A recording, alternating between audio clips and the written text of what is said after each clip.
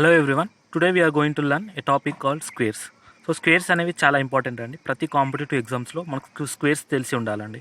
ఎందుకంటే squares తెలియలేదనుకోండి, suppose 25 square ఉందండి. 25 square నాకు 625 అని తెలియకపోతే నేనేం చేస్తానండి, ఎగ్జామ్లో 25 ఇంటూ 25 మల్టిప్లికేషన్ చేసి లాస్ట్కి 625 ఆన్సర్ ఫైండ్ అవుట్ చేస్తాను. సో ఇలా మనం చేసేయడం వల్ల మనకు అట్లీస్ట్ 20 to 30 సెకండ్స్ అనేది వేస్ట్ అవుతుందండి. ఆల్రెడీ కాంపిటేటివ్ ఎగ్జామ్లో మనకు 1 మినిట్లో 1 ప్రాబ్లమ్ సాల్వ్ చేయాలండి. సో ఈ స్క్వేర్స్ కోసమే మనం ఆ టైం అంతా వేస్ట్ చేసుకుంటే కదండి. సో అందుకోసమే స్క్వేర్స్ అనేవి మనకు ఈజీగా ఫైండ్ అవుట్ చేయడానికి కోసం నేను ఈ వీడియో చేస్తున్నానండి. ఇందుకోసం మీకు కావాల్సింది ఏంటంటే 1 to 25 స్క్వేర్స్ 1 to 25 స్క్వేర్స్ అనేవి మీరు పర్ఫెక్ట్గా ఉండాలండి. 1 to 25 స్క్వేర్స్ పర్ఫెక్ట్గా ఉంటే మీకు స్క్వేర్స్ అప్ టు 100 అనేవి with in fraction of seconds మీరు చెప్పగలుగుతారండి ఆన్సర్. సో 1 to 25 స్క్వేర్స్ అనేవి ఫ్రాక్షన్ ఆఫ్ సెకండ్స్లో ఎలా అంటే, సపోజ్ 12 స్క్వేర్ అంటే 144, 13 స్క్వేర్ అంటే 169, 25 స్క్వేర్ అంటే 625, 23 స్క్వేర్ అంటే 520. ఈ విధంగా మీరు చెప్పగలిగితే మీరు స్క్వేర్స్ అనేవి with in a fraction of seconds, just 2-3 సెకండ్స్లో మీరు చెప్పగలుగుతారండి 100 వరకు. I promise you. సో ఎలా అంటే మీకు ఒక ఎగ్జాంపుల్ చెప్తాను చూడండి. ఇప్పుడు సపోజ్ మీరు నన్ను 43 స్క్వేర్ అడిగారండి.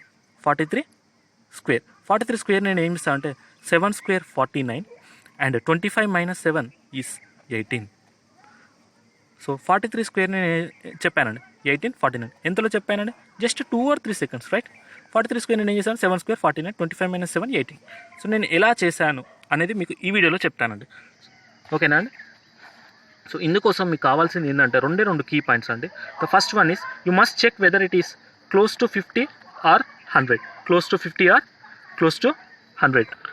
And the second one is you must check whether it is less than 50 or greater than 50, less than 50 or greater than 50, less than 50 or greater than 50. So two important key points అండి. First one close to 50 or 100, second one less than 50 or greater than 50. So similarly less than 100 or greater than 100. మీరు 50 base చేసుకుంటే 50కి less than greater than చూసుకోవాలి, లేదా 100 base చేసుకుంటే 100కి less than greater than చూసుకోవాలి. ఇప్పుడు సపోజ్ నేను ఇక్కడ ఏం చేశానంటే 43 స్క్వేర్ ఉందండి.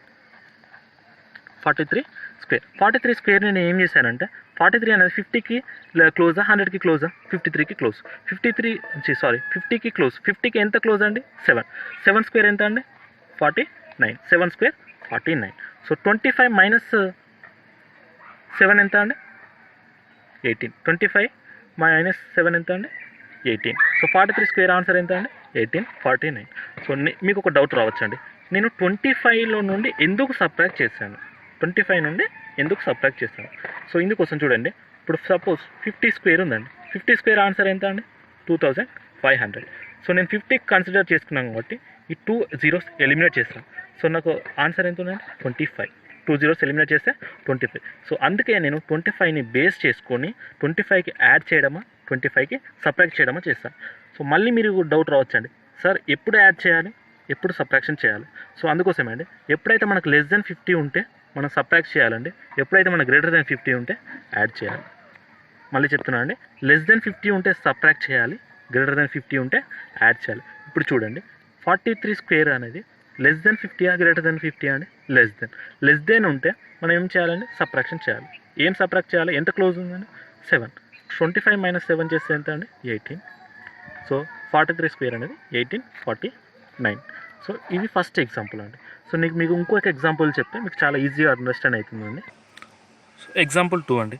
సపోజ్ మీరు నన్ను 46 స్క్వేర్ అడిగారండి. 46 square is close to 50 by what, by 4. 4 square how much, 16. So it is less than 50, so we must subtract. 25 - 4 how much, 21. Therefore 46 square is 2116. So I am repeating one more time. 46 square close to 50 by what, 4. 4 square 16, and we must subtract that 4 from 25. 25 - 4 21. Why subtracted, because 46 is less than 50. So now go for example 3. So you are asking, suppose 44 square, what is the value of 44 square?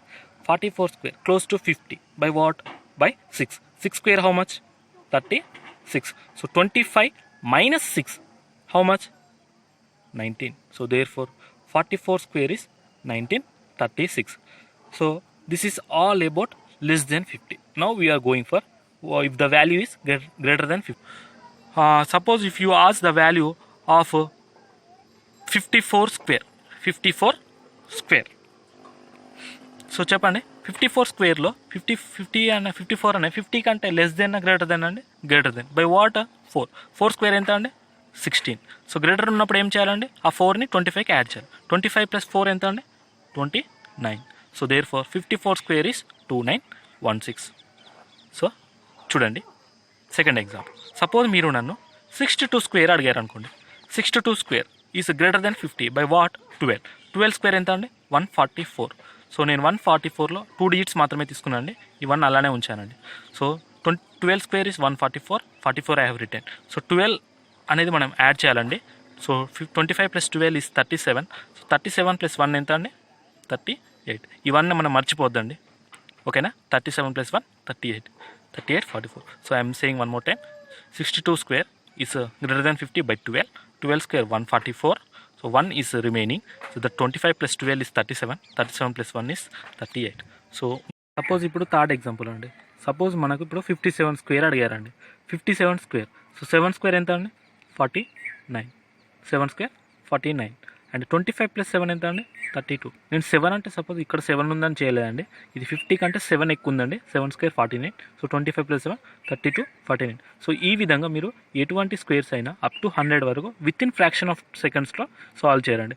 ఈ video కనుక మీకు నచ్చినట్టయితే please like చేయండి, share చేయండి, subscribe చేయండి.